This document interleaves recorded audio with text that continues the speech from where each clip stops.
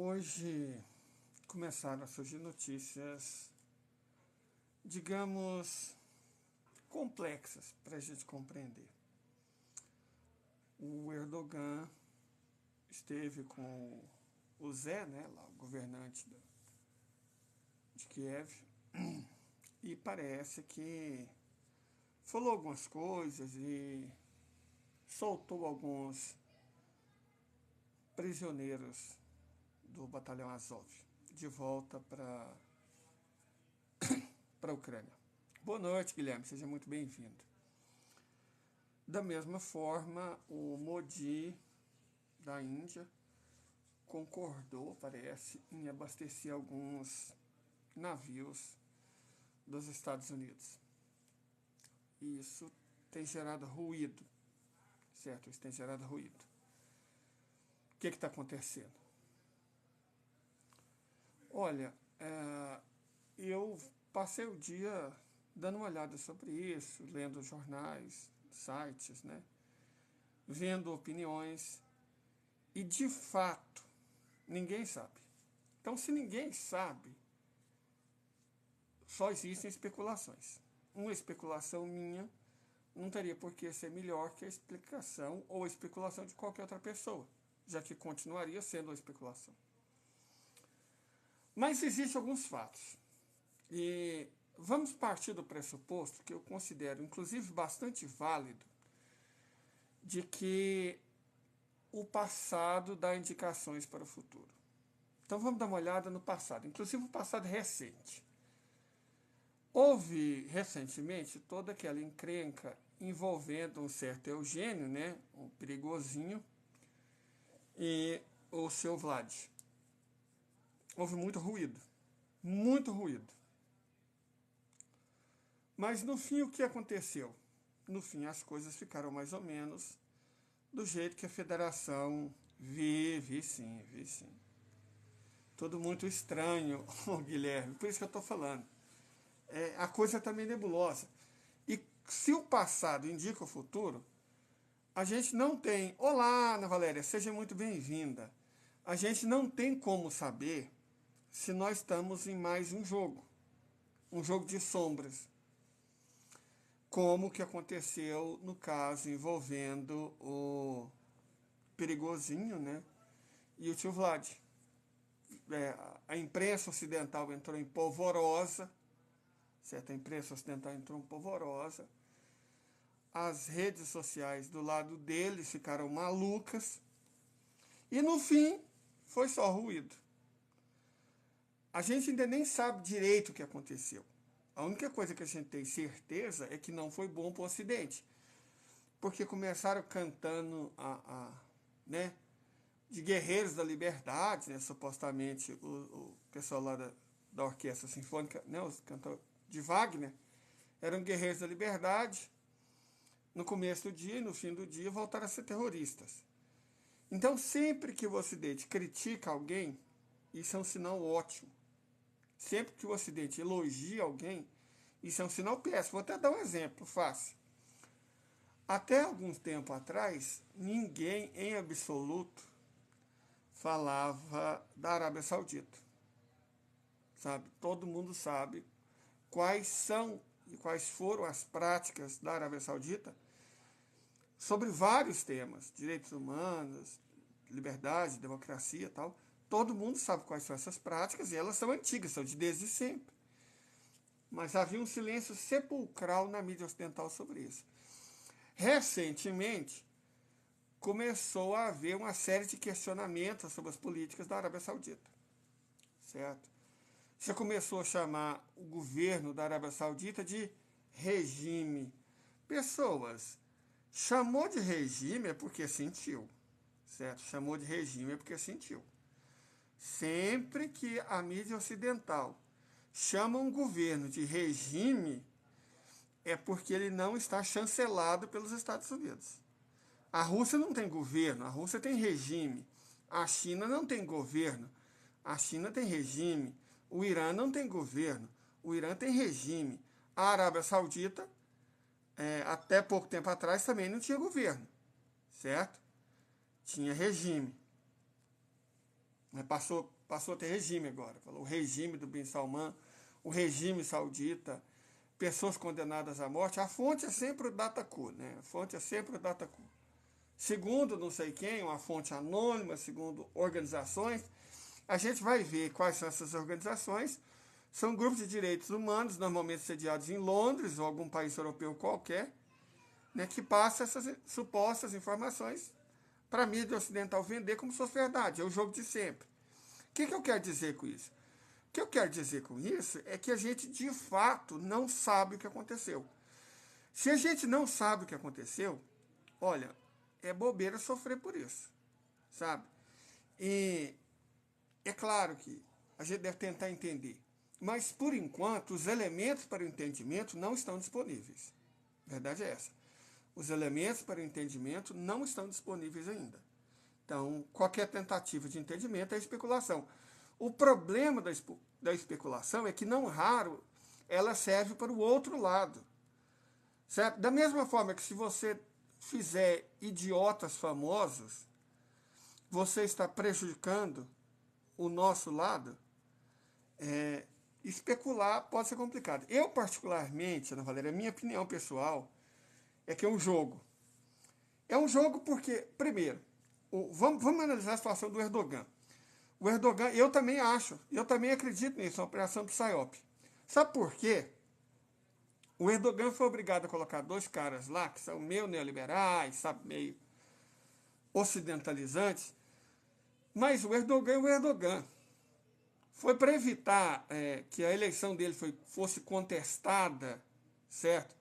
Que a eleição dele fosse contestada, ele foi obrigado a aceitar algumas coisas que ele não é obrigado a aceitar para sempre. Perfeito?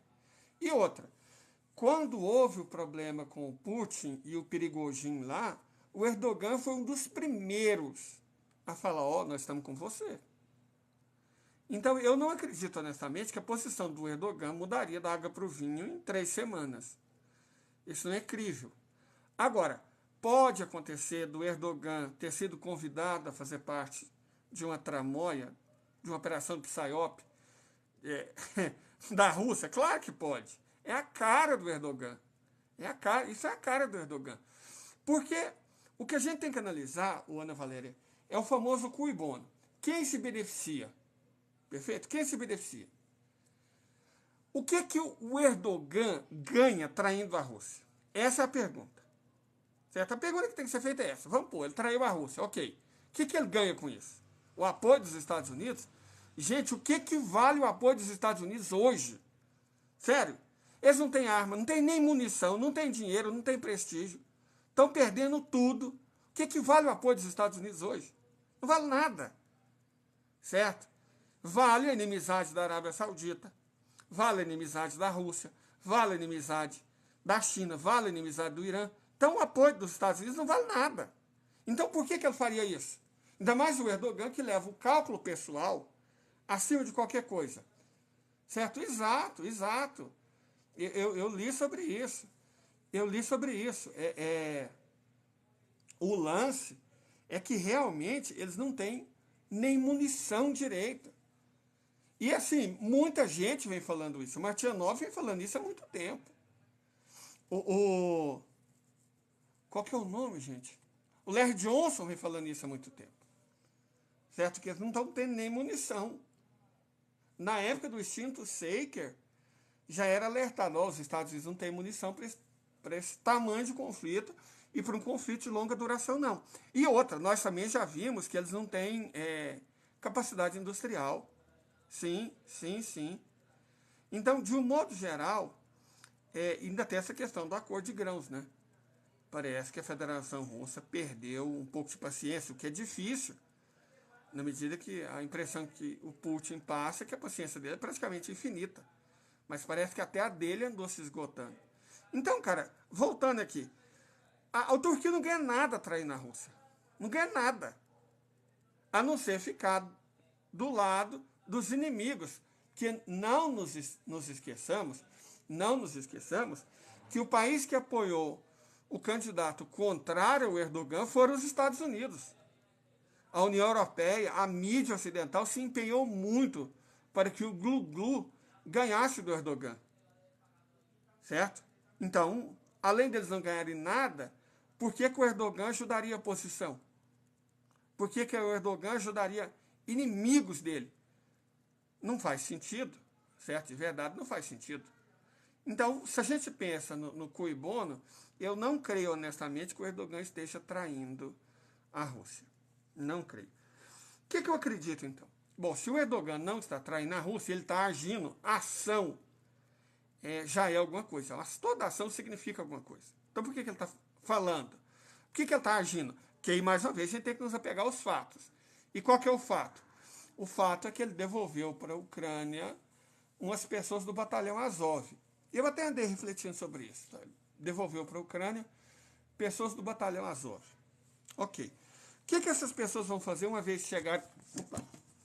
Uma vez que chegarem na Ucrânia, o que essas pessoas vão fazer? De verdade, o que elas vão fazer?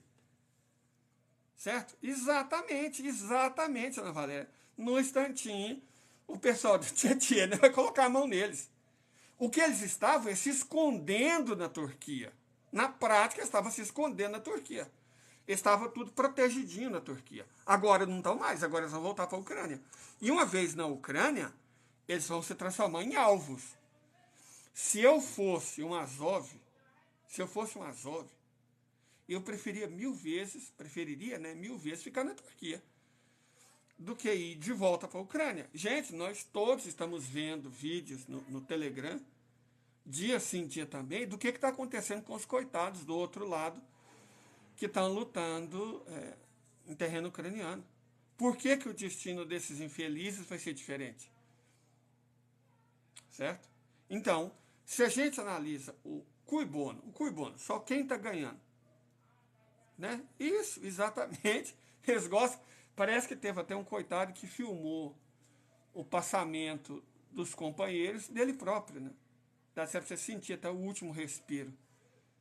Então, e aí os russos com certeza colocaram a mão na GoPro e divulgaram, né? Divulgaram. Tá no Telegram, já tá aqui no TikTok. Vai pro YouTube com certeza. Então, cara, eles não estão ganhando nada. Às vezes, a gente comenta sobre forte emoção. Eu penso o seguinte, uma coisa, naquelas épocas mais intensas, e eu acredito que, não sei se vocês se lembram, o tio Vlad lançou uma ameaça para o dia 9 é amanhã. Dia 9 é amanhã, não sei se vocês estão lembrados. Tio Vlad mandou umas palavras, né? Tio Vlad mandou umas palavras para o Ocidente, para a OTAN, para os Estados Unidos, e eram para coisas que poderiam acontecer amanhã. E aí, de repente, 2 dias antes, surge uma coisa que distrai todo mundo. Sabe? No começo do conflito, bem no começo do conflito, era nítido que a federação não sabia lidar com a mídia. Certo? A federação não sabia lidar com a mídia, não sabia lidar com informação. Não sabia fazer essa guerra de psyop. Mas ela aprendeu. Visivelmente ela aprendeu. Certo? Ela se aprendeu a usar operações de psyop contra eles. Certo? Usar o que eles sempre fizeram contra eles. Certo? Sim, eu vi isso hoje. Eles já tem um Swift B e uma moeda BRICS. E o mês que vem, lembre, agosto é o mês-chave. Agosto é o mês-chave. A reunião dos BRICS está cada vez mais próxima e muita coisa vai acontecer na Cidade do Cabo. Guilherme, sim, a priori lastreada em ouro. O que implica dizer que ela é séria. Se ela vai ter lastro, ela é muito séria. Gente, hoje, graças a Bretton Woods e graças à estratégia de financiarização levada a cabo pelos Estados Unidos, quase todas as moedas do mundo são fiduciárias. Na verdade, pouquíssimos países adotam moedas não fiduciárias. Eu sei que a moeda do Kuwait é não fiduciária, lastreada em ouro. A moeda, o dirham, dos Emirados Árabes Unidos, é não fiduciário, lastreado em ouro. Então, quando você cria uma moeda não fiduciária e lastreada num bem como o ouro, o que você quer é uma coisa séria, exatamente. Você está falando de uma coisa muito séria. E ainda tem aquela proposta, que eu acho que não foi abandonada, tem que ser implementada com o tempo, do Glaziev, de colocar as coisas da seguinte forma: 1 grama de ouro valendo 2 barris de petróleo. Então veja, é uma estratégia inteligente. Primeiro você cria uma moeda. Depois você lastreia ela em ouro. Automaticamente ela já vai valer mais que o dólar. Todo mundo vai querer essa moeda, ela lastreada em ouro. Todo mundo vai querer. Quando as pessoas, quando os países, quando as instituições, os bancos, as empresas, as corporações estiverem acostumadas com essa moeda dos BRICS, porque toda moeda, todo papel financeiro, ele enfrenta uma certa resistência. Tipo, quem garante? O que essa moeda vale? Quando você lastreia ela em ouro, essa resistência na prática acaba. Né? Exatamente. A Índia tem uma reserva gigante de ouro, a Rússia, a China tem reservas gigantescas de ouro. O Irã também tem. Então, ok. Lastreando em ouro, você reduz a praticamente zero a resistência contra essa nova moeda. E aí sim, quando os países, instituições, empresas, corporações, bancos, pessoas, entidades diversas estiverem acostumados com essa moeda do BRIC, enquanto isso a economia vai desdolarizando.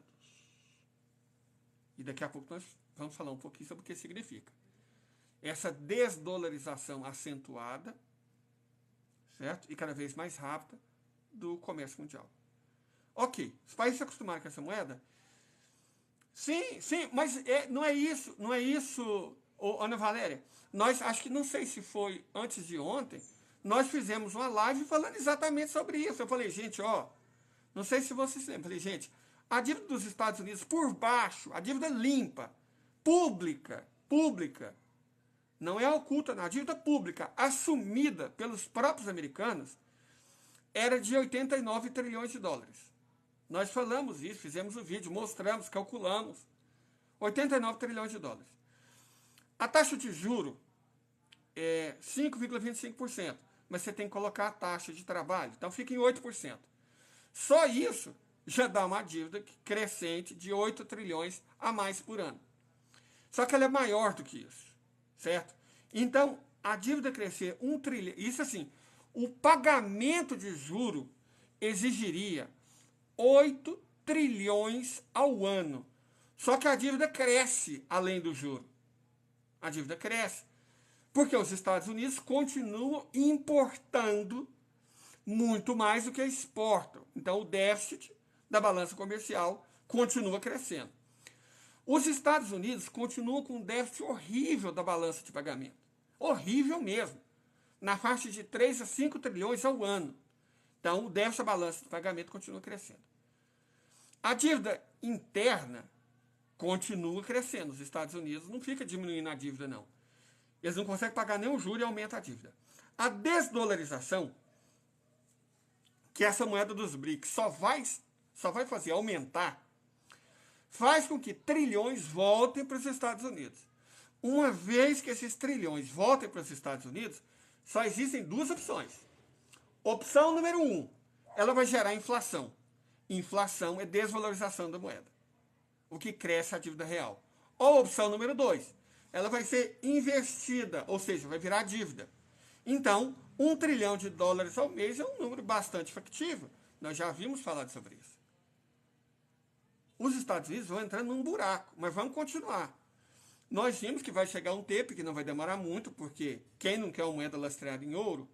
E o próprio Glaziev deu a dica, com o tempo, e pode ser pouco tempo, pelo jeito vai ser pouco tempo, adota-se a seguinte política. Assume-se que 2 barris de petróleo equivalem a 1 grama de ouro. Se você... Então, é basicamente sobre isso que a gente está falando. Essa questão da moeda dos BRICS. Lastreada em ouro, ela vai ter muita liquidez, Ana Valéria. Lastreada em ouro, vai ser uma moeda com muita liquidez.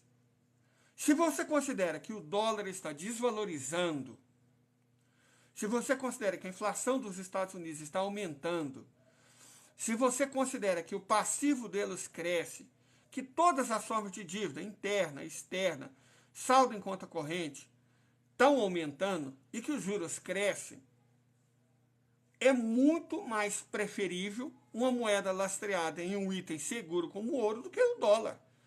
Sem falar que o dólar é usado como arma pelos Estados Unidos. Os Estados Unidos sancionam diversos países do mundo usando o dólar. Ora, se você não usa o dólar, você não pode ser sancionado. E isso por si só é uma vantagem enorme. Certo? Eu uso uma moeda que não vai me sancionar. Eu uso uma moeda que ninguém vai roubar. Então eu quero essa moeda. E aí, como eu disse, a hora que a liquidez dessa moeda, dos BRICS, lastreada em ouro, aumentar ainda mais, o que é que vai acontecer? O que é que vai acontecer é o seguinte. Entra em jogo a política que o Glaziev já disse que adotaria. 1 grama de ouro, 2 barris de petróleo. Isso significa que aí, olha só a estratégia, que aí a moeda dos BRICS passa a ser lastreada na prática em ouro e petróleo. Vejam o alcance disso. Então chega um momento, rapidamente, acho que não vai demorar, acredito que não vai demorar, em que essa moeda dos BRICS, lastreada em ouro, passa a ser lastreada em ouro e petróleo. Bom, quais são os países que mais exportam? Porque produzir internamente não faz diferença. Que exporta ou importa petróleo.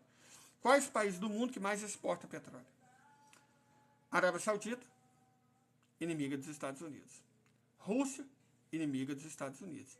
Irã, inimigo dos Estados Unidos. Venezuela, inimigo dos Estados Unidos.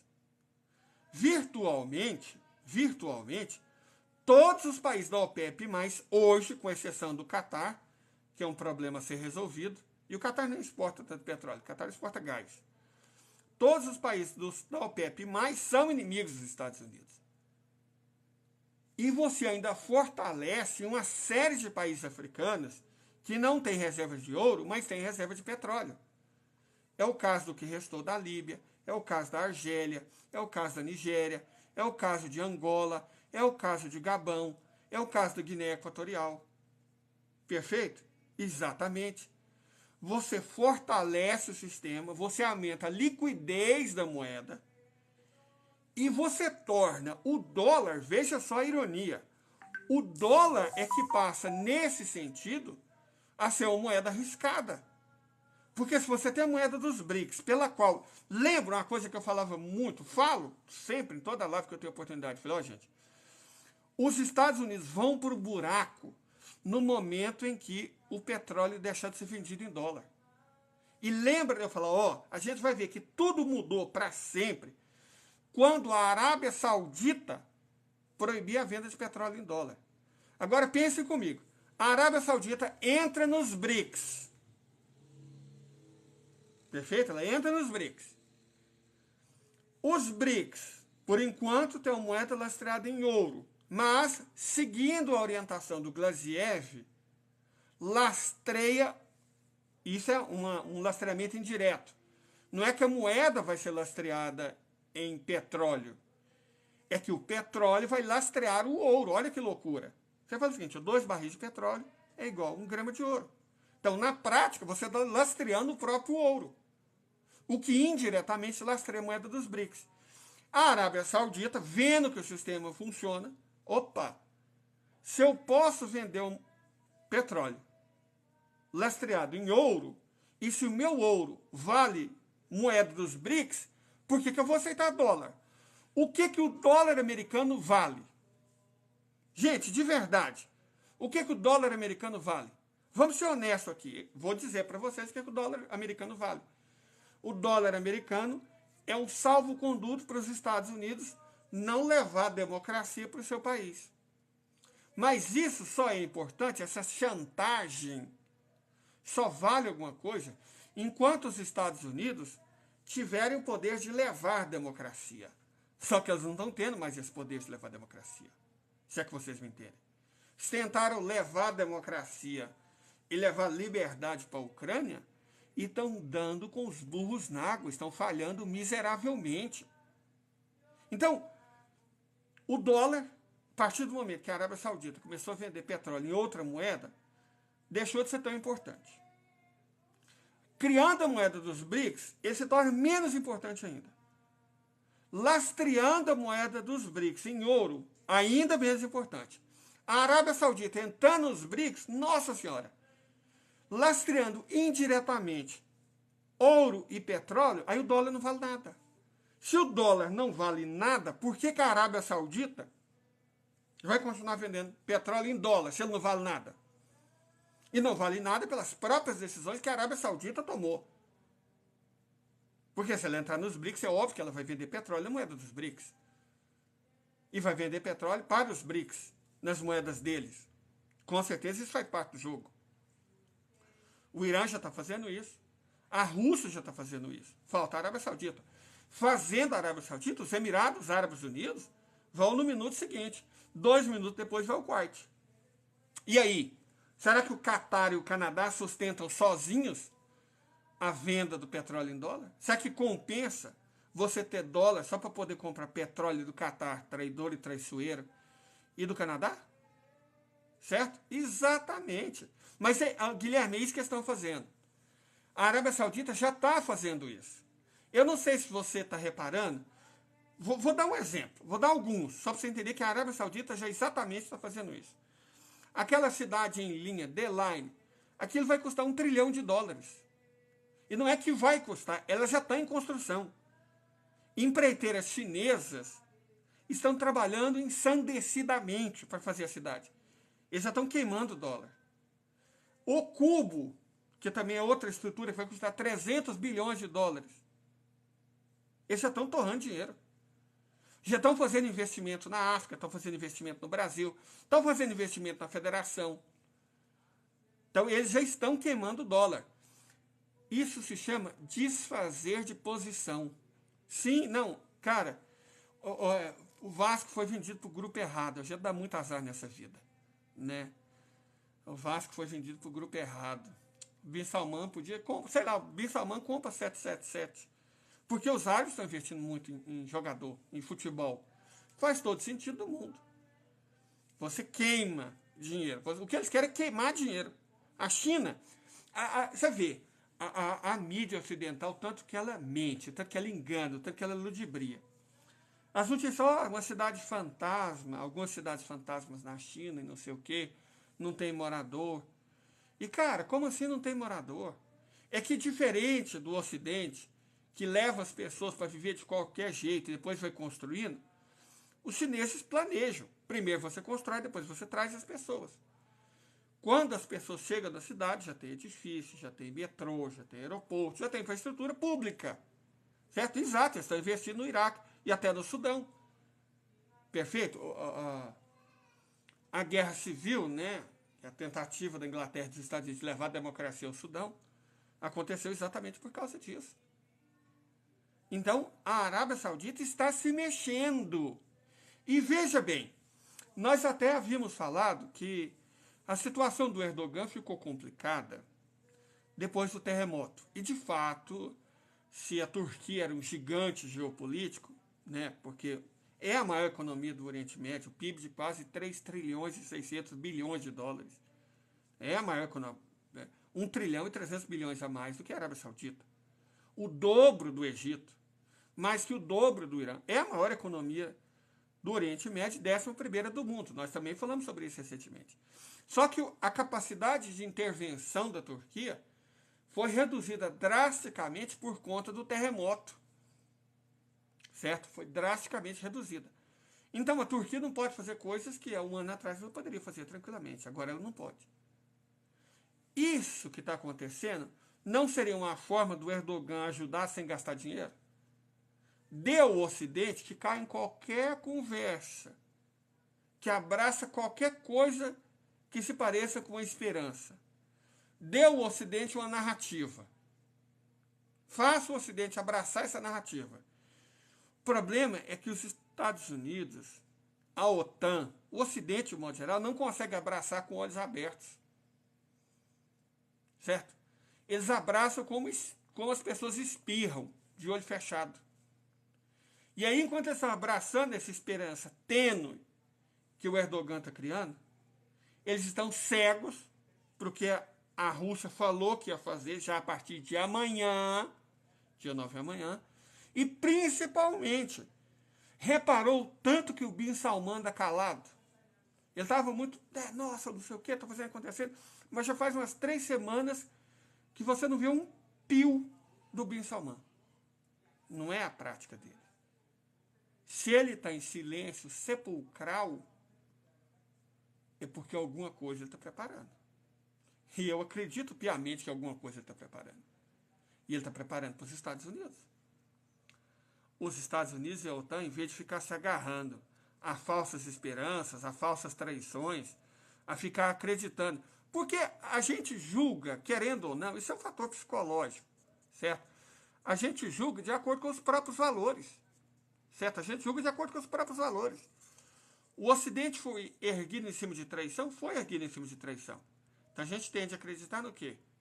Que eles tendem a acreditar que todo mundo vai fazer igual eles fazem, trair. Então eles acreditam em qualquer traição porque é o que eles fariam. Olha, hoje, com certeza não, mas não vai uma década ou 2, não. Vai por mim, Guilherme, vai ser muito mais rápido. Vai ser a mesma questão do fim da União Soviética. Se havia teorias, a União Soviética vai acabar em 20 anos, não. A União Soviética acabou em 1 ano. Desapareceu. Sumiu. Mudou tudo. Do fim da União Soviética, da queda do Muro de Berlim até o fim da União Soviética foi 1 ano e meio. Mudou tudo. Ora, a partir da guerra da Ucrânia, tudo começou a mudar. Isso faz o quê? Foi em fevereiro? Foi em fevereiro, né? Março, abril, maio, junho, julho. Faz 1 ano e 5 meses. Eu não acredito, honestamente, que a gente vai ter que esperar décadas, não. Aliás, eu não acredito que a gente vai ter que esperar nem 2025. Vai ser muito rápido. Até porque é uma questão de sustentabilidade. Um país cuja dívida cresce $1 trilhão por ano, que não tem capacidade industrial, engenharia, ciência, infraestrutura, que está apodrecendo a olhos vistos, cuja inflação só cresce, ele não pode esperar décadas. Nem 2, nem 1. Ele simplesmente não pode, é insustentável. Com isso tudo acontecendo, o mercado imobiliário dos Estados Unidos continua aquecido, ou seja, é uma bolha. É uma bolha que não se sustenta. De toda bolha, a hora estoura. E o que eu acho que vai acontecer, que eu acredito honestamente que vai acontecer, e eu até proponho, como sempre, outubro ou no máximo março do ano que vem, é que várias bolhas vão estourar ao mesmo tempo. A bolha imobiliária insustentável, a bolha inflacionária, a bolha da dívida e a desdolarização. Esse negócio de moeda dos BRICS, lastreado em ouro e futuramente em dólar, em petróleo, isso é muito ruim, isso é péssimo, isso é horrível para os Estados Unidos. Porque à medida que o dólar for deixando de ser necessário, 3 coisas acontecem. Primeiro e mais importante de tudo, o dólar vai deixando de ser necessário. Se o dólar for deixando de ser necessário, os países vão perdendo o medo das sanções dos Estados Unidos. Segundo, o dólar deixando de ser necessário, ele vai ser mandado de volta para os Estados Unidos. E terceiro, à medida que os Estados Unidos pegarem esses dólares, essas montanhas de dólares de volta, o que eles vão fazer com esses dólares? Usar no mercado interno? Ora, se eles não têm mais produção, isso só vai gerar inflação. Então eles têm que evitar esse excesso de liquidez. Como você evita esse excesso de liquidez?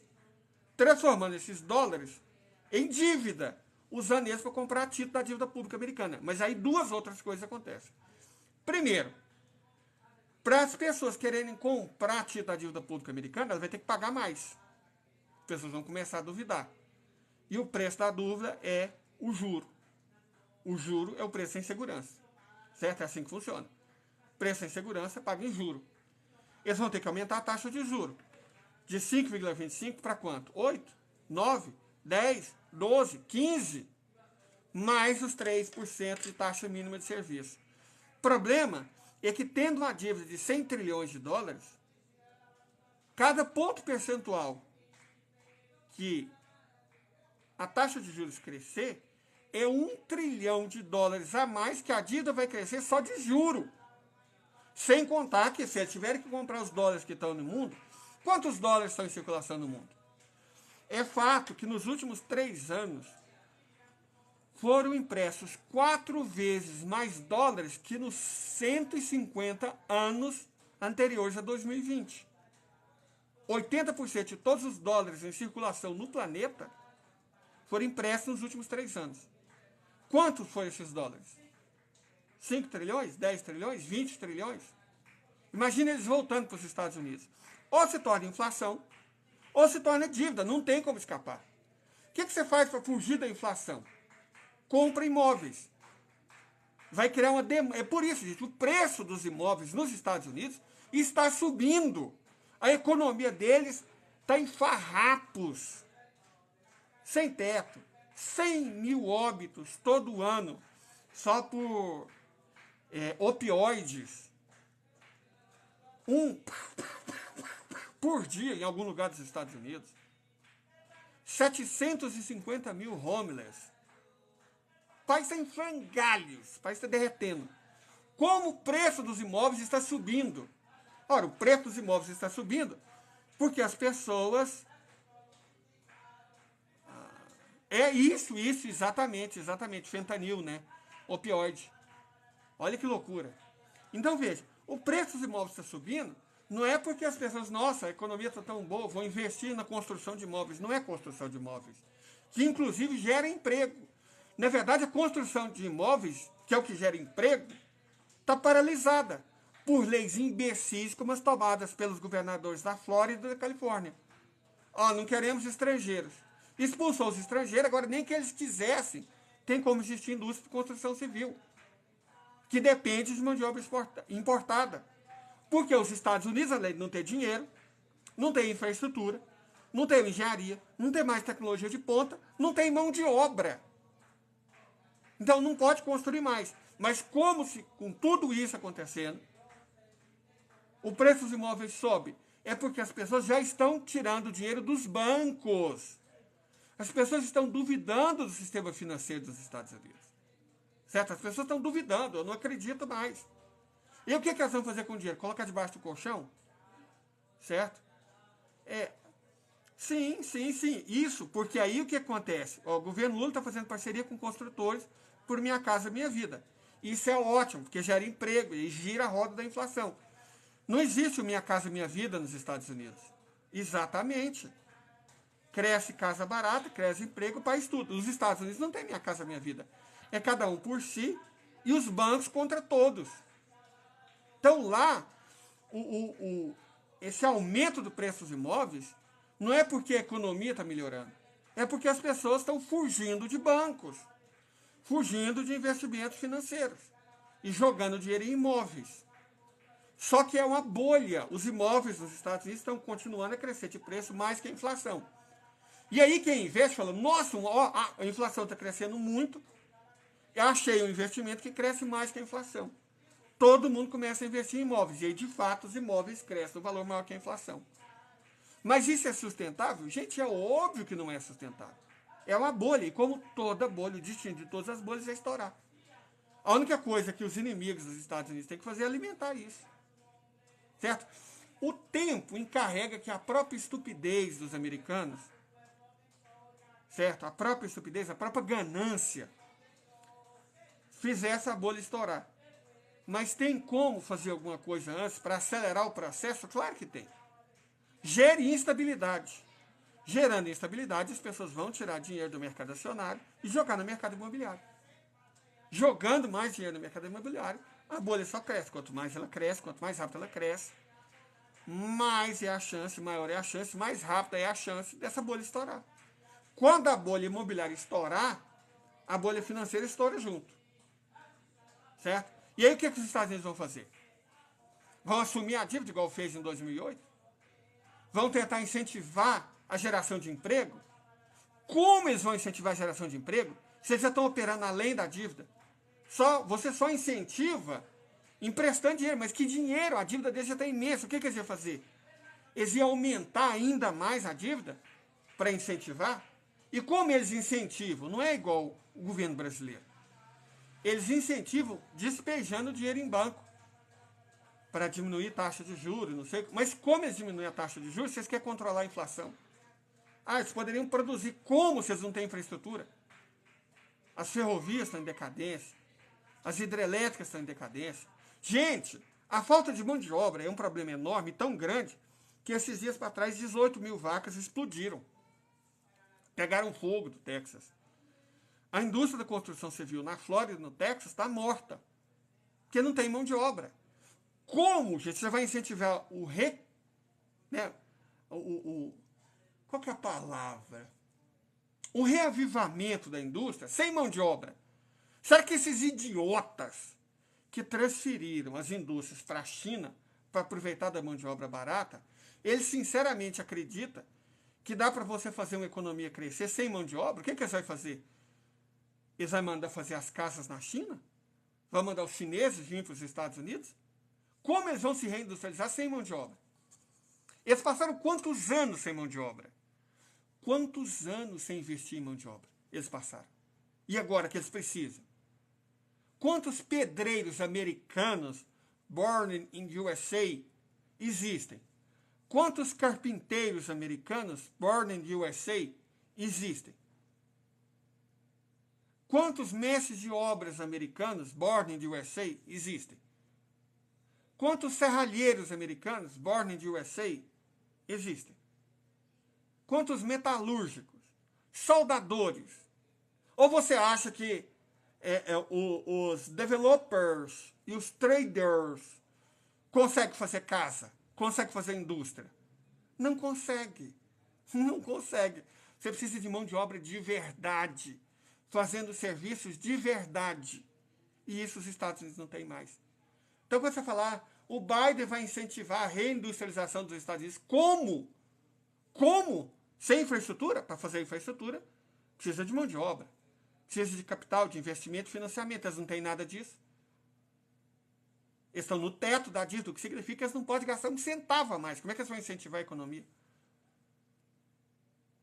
Eles não têm mais empresa de engenharia que funcione de fato, que não queira outra coisa que não seja ganhar muito dinheiro a custo do governo dos Estados Unidos. Eles não têm mais. Todas as empreiteiras que sobraram, elas só querem ganhar dinheiro, elas não sabem mais construir. Elas enrolam o contrato durar mais, ser estendido. E os Estados Unidos não podem se reindustrializar com base na infraestrutura que eles vão ter daqui a 10 anos. Eles precisam da infraestrutura hoje. É igual você falar, não, eu posso ficar 20 dias sem respirar para você consertar meu pulmão. Pode ficar 20 dias sem respirar? Até alguém consertar o pulmão? Existe uma técnica inovadora para consertar o pulmão. Você só tem que deixar ele conosco 20 dias. Aí depois você volta a respirar. Isso funciona? Não. Isso é uma ideia idiota. Da mesma forma, falar que nós vamos nos reindustrializar usando o dinheiro que a gente não tem, a capacidade de financiamento que a gente destruiu, a infraestrutura que está degringolando e a mão de obra que nós não possuímos há 20 anos. Vamos usar tudo isso que nós não temos para nos reindustrializar? Como, bebê? Em que universo isso faz sentido? Isso não faz sentido. Não faz nenhum sentido e, portanto, não vai acontecer. O mundo da fantasia é ótimo para Hollywood, para Netflix. Perfeito, ó. Parabéns. Eles podem até fazer um DC Comics, um Marvel, um DreamWorks, um filme, né, sobre isso. Mas a realidade, ela sempre vem bater a porta. A gente queira ou não, ela está sempre lá, ó. Na verdade, tem um provérbio interessante, acho que é armênio, que diz o seguinte: se você ficar batendo, você fica batendo na porta do diabo, uma hora ele atende. Os Estados Unidos estão batendo na porta do diabo há 50 anos. E está chegando a hora do Satanás em pessoa atender. E aí eles vão ter problemas. Certo?